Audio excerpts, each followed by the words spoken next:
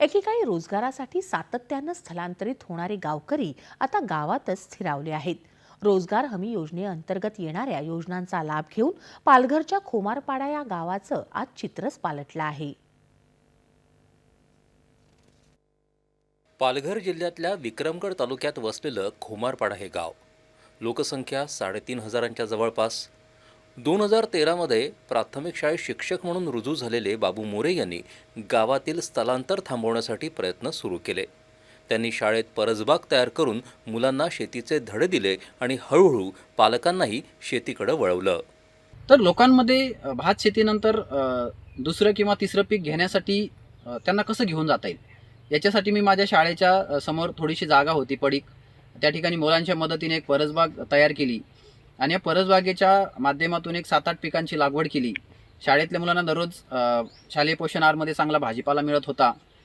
सोबतच ही सर्व आमची परसबाग ही गावातील पालक पण पाहत होते.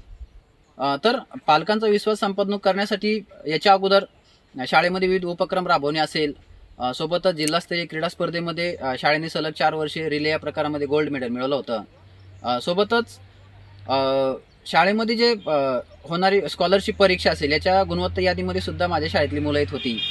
गावातल्या नागरिकांनी भात शेती पलीकडे जाऊन मोगरा शेती, फळबाग लागवड, कुक्कुटपालन, मत्स्यपालन, वर्मी कंपोस्ट खत तयार करणं यासारखे उपक्रम हाती घेतले.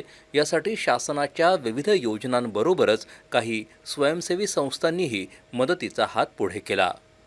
2 प्रकार आमच्या गावात फायदा झाला ह्या शेतीमुळं, की मुलांचं ट्रान्सफर होणं, लोक कामाला घेऊन जायचे ते थांबलं, वर्गात उपस्थिती वाढली. त्याचबरोबर आता या माझ्या गावातले सगळे शेतकरी यांनी मेहनत घेऊन त्यांनी पण बराच रिस्पॉन्स दिला. मेहनत घेऊन त्यांनीसुद्धा आज शेतीमध्ये उत्पन्न करायला लागले.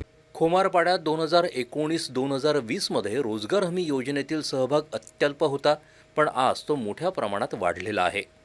गावात 70% स्थलांतर थांबलं असून अनेक कुटुंब लखपती बनली आहेत. मोरे सरांनी दादा मोगरा आहे, मोगरा घे, मोगऱ्यातून तुला उत्पन्न येईल हे सांगितलं. नंतर मी मोगरा त्यांचे 1000 मोगरा शासनाने मला रोजगार हमीमधून भेटला. त्याच्यातून मला उत्पन्न थोडं जास्त यायला लागलं.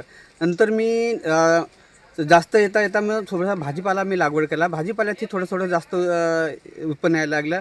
नंतर मला पाण्याची अडचण होती. पाण्याची अडचण असताना मी सरांना सांगितलं, बरं मला पाणी सर नाही. मग त्यांनी रोजगार हमीमधून मला एक सिंचन विहीर दिली. त्याच्यातून मला भरपूर आता उत्पन्न यायला लागलं.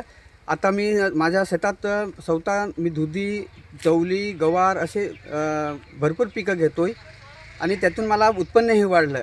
खोमारपाडा हे गाव आज समृद्धीचं प्रतीक ठरलं असून राज्य सरकारनं ते मॉडेल गाव अर्थात प्रारूप गाव म्हणून घोषित केलं आहे. दूरदर्शन बातम्यांसाठी नीता चौरे, पालघर.